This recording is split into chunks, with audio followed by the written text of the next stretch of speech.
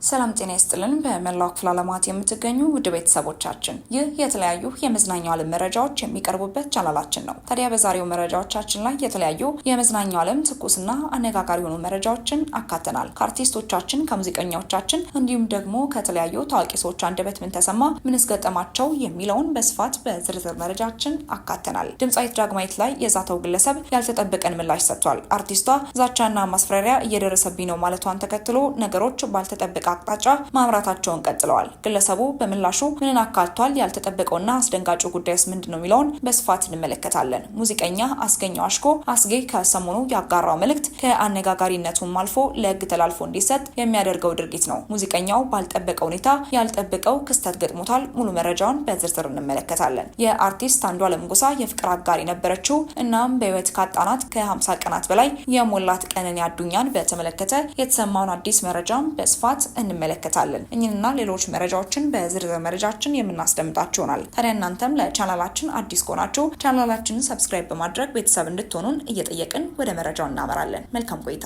በእኔ በኩል ያለውን ስሙኝ ሲል ከሰሞኑ በድምጻዊት ዳግማዊት ፀሐይ ላይ ዛቻና ማስፈራሪያ እያደረሰ ነው ተብሎ ምስሉ በስፋት ሲጋራበት የነበረው አድናን እኔ ጋር እውነት አለ ዳግማዊት ፖስት ያደረገችው ውሸት ነው ሲልም ወደ ሚዲያ ብቅ ብሏል። ንግግሩን ሲጀምርም ሚዲያዎች እንዲህ አይነት ነገር ፖስት ስታደርጉ በሁለቱም ወገን ያለው እውነት አጣርታችሁ አድርጉ ብሎ ይጀምርና እኔ ለማንም ምላሽ መስጠት ባልፈልግም እውነት መታወቅ ስላለበት ብሎም ወደ ሚዲያ እንደወጣም ይናገራል። የጉርሻ ፔጅ ፖስት ውሸት ነው፣ እኔ ባለትዳር ነኝ፣ አዎ ግን ደግሞ ያሉኝ 2 ልጆች ናቸው ይላል። ከዚህ ቀደም ግለሰቡ የአንድ ሴት ልጅ አባት እንደሆነ ተነግሮ በስፋት መረጃው ሲሰራጭ እንደነበር ይታወቃል። ሲቀጥልም ዳግማዊት አፈቅርሻለሁ እያለ ይዝትብኛል ማለቷን ተከትሎ እሱ አፈቅርሻለሁ ብሎ ያላት ካለ ፖስት እንድታደርገው በመናገር ማንንም እንደማይፈራና ውሸት እንደማይናገርም ይናገራል። ከዚያም ከዳግማዊት ጋር ለረጅም ጊዜ ያወሩ እንደነበርና ግንኙነታቸውም ኖርማል እንደነበረ ያነሳና በደንብ እንደሚያወሩም ይናገራል። በዚህ መሀልም ከ6 ወር በፊትም ከባሏ ጋር በፍርድ ቤት መፋታቷን እንደነገረችውና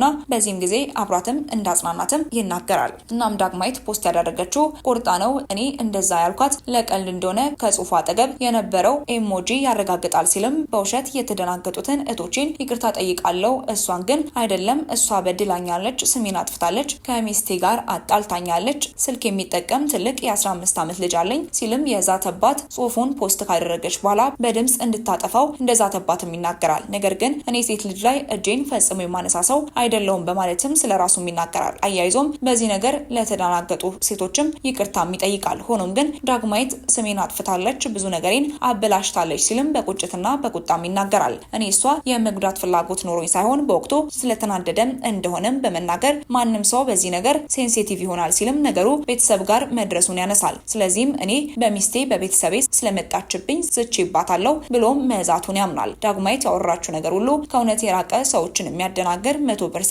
ውሸት ነው። እኔ ሙስሊም ነኝ፣ የማሽበት ምክንያት የለኝም፣ ማንንም አልፈራም፣ ማንንም ፈርቼ አላውቅም፣ እኔ በህይወቴ ሴት ልጅ ጎድቼ አላውቅም፣ ነክቼም አላውቅም።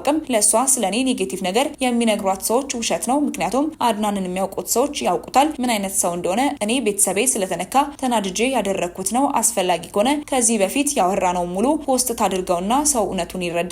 ግን ደግሞ ትንንሽ ነገር እየቆረጡ ፖስት በማድረግም ህዝብን ማደናገር ከ30 ዓመት ካለፈ ሰው የሚጠበቅ ነገር አይደለም ሲልም በጠያቂዋ አሁን ላይ ይቅርታ አትልም ወይ በተባለው መሰረትም እንደ ሴት እቴ ይቅርታ ጠይቃለሁም ብሏል። እናም ዳግማዊት በተላከላት ዛቻ ፈርታ እንደሆን ተብሎም ሲጠየቅ ፈርታ ቢሆን ኖሮ ነገሩን ወደ ሚዲያ ሳይሆን ወደ አካል ተወስደው እንደነበርና በጣም በሚወዱትና በሚያከብሩት ሰዎች ፊትም ስሙን እንዳጠፋችም ገልጾ ማንም ሰው ያለሱ ፈቃድ ፎቶንም ለጥፎ በፍርድ ቤት እስካልተረጋገጠ ድረስም ወንጀለኛ ሊለው እንደማይችልና እሷም የሰራችው ወንጀል እንደሆነና ያለ አግባብ ስሙን እንዳጠፋችም ይናገራል። እናም ፖሊስም ቢሆን ነገሩ እስኪጣራ ድረስም ወንጀለኛ ሊለው እንደማይችል እንዲሁም ደግሞ እሱ በተናገረው ዛቻ ህግን እንደጣሰም ተናግሮ ዳግማዊት ይህንን ፖስት ያደረገችውም ስሟን ለማማማቅና አትርሱኝ ለማለት እንደሆነም ይናገራል። ከዚያም አሁን ምላሽ የሰጠው ነገሩ በዚህ እንዲቋጭ ስለሚፈልግ እንደሆነም ይናገራል። ከዚያም ሚስቱንም ያመሰግናታል። ምክንያቱም ባለቤቱ ይህንን ነገር አይታ ዳግማዊትን እንዳይጎዳትም ስትማጸነውም እንደነበርም አስታውሷል። ድምጻዊት ዳግማዊት በዚህ ጉዳይ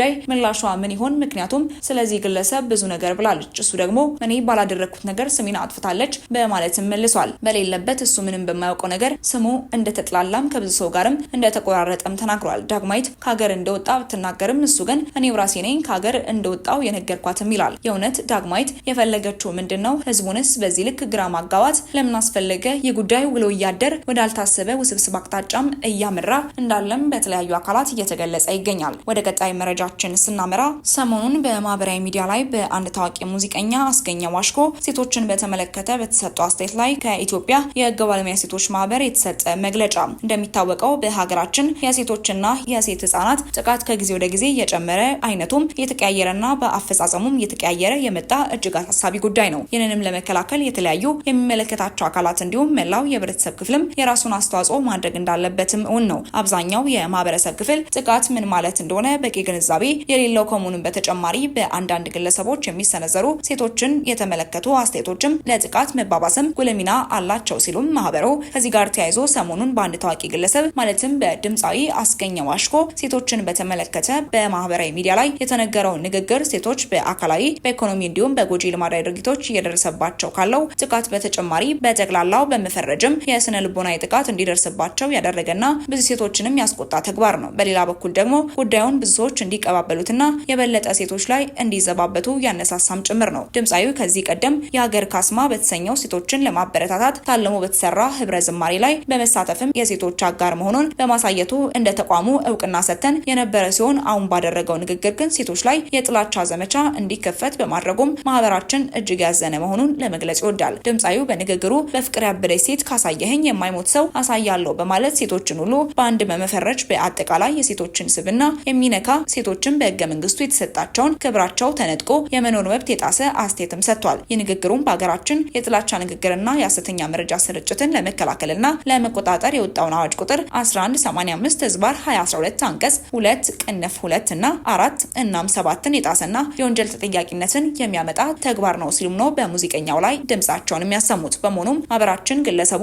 በተገቢው መልኩ በህግ ተጠያቂ እንዲሆን የሚሰራ መሆኑን እየገለጽን የተፈጸመውን ድርጊት አጥብቀን እናወግዛለን። ዛሬ ላይ ያለ ተጠያቂነት የምትተላለፍ አንዲት ጥላቻ ነገ ላይ በሴቶች ላይ ለሚፈጸም ከባድ ዘመቻ በር ከፋች በመሆኑም ይህንን ንግግር የምታሰራጩ የማህበራዊ ሚዲያዎችም ይህን ከማድረግ እንድትቆጠቡ እናሳስባለን። በሴቶች ላይ የሚፈጸም ጥቃትን መከላከል የሁሉም የህብረተሰብ ክፍል ኃላፊነት ነው። በሴቶች ላይ የሚፈጸም የጥላቻ ንግግርን አጥብቀን እንቃወማለን ሲሉ ዙሩን እጅግ አክርረውታል። ድምፃዊው ግን በዚህ ጉዳይ ላይ የሰጠው ምላሽ የለም። ወደ ቀጣይ መረጃችን ስናመራ በጣም ያሳዝናል። ፍርድ ቤቱ ተጨማሪ 10 ቀናትን ለምርመራ ጨምሯል። ሟች ቀነኒ ራሷን እንዳላጠፋች በርካታ መረጃዎች እየወጡ የሚገኝ ሲሆን ከነዚህ ውስጥም ከባድ አደንዛዥ ዕፅ ወይም ደግሞ ከፍተኛ ኃይል ያለው የአልኮል መጠን ካልተጠቀመች በቀር ራሷን ከ5ኛ ፎቅ ተወርውራለች የሚል እምነት የለም። ምንም አይነት መጠጥም ወይም ደግሞ አደንዛዥ ዕፅ አለመጠቀሟን ደግሞ ፖሊስ አረጋግጧል። ሌላኛው ደግሞ አካላዊ ጥቃቶች በተደጋጋሚ ይደርሱባት እንደነበር በፎቶ የተደገፉ ማስረጃዎችም በስፋት በማህበራዊ ሚዲያዎች ላይ ሲጋሩም ተመልክተናል። በፍቅር ግንኙነቷ ደስተኛ እንዳልሆነች የመልእክት ጽሁፎቿም ማስረጃዎችም አሉ። ራሷን ወረወረችበት በተባለበት ቤት ውስጥ ደግሞ ግድግዳ ላይ ደማም ተገኝቷል። ይህ ሁሉ ነገር ባለበት ፍርድ ቤቱ ለሟች ቀነኒ ፍትህን በፍጥነት ማረጋገጥ ሲገባው የምርመራ ቀጠሮ በማራዘም የሟች ቀነኒን ህይወት ያለ ፍትህ ለማስቀረት የሚደረግ ሴራ ነው ሲሉ በርካቶች ተቃውሟቸውን አሰምተዋል። ፍርድ ቤቱ ተጨማሪ የ10 ቀናት የምርመራ ጊዜን ለፖሊስ ሰጥቷል። ወደ ተመልካቾቻችን ለእሳቱ የነበሩን መረጃዎቻችን እኚህን ይመስሉ ነበር። አብራችሁን ስለነበራችሁ እጅግ አድርገን እናመሰግናለን። በቀጣይ መረጃዎቻችን እስክንገናኝ ድረስ ቸር ቆዩልን።